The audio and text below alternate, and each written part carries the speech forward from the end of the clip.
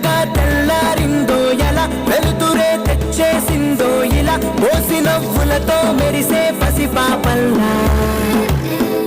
చేదతో బావులలో గలగల చెరువులో బాతుల ఈతల కళ చేదుగా ఉన్న వేపను నమిలే వేళ చుట్ట పొగ మంచుల్లో చుట్టాల పిలుపుల్లో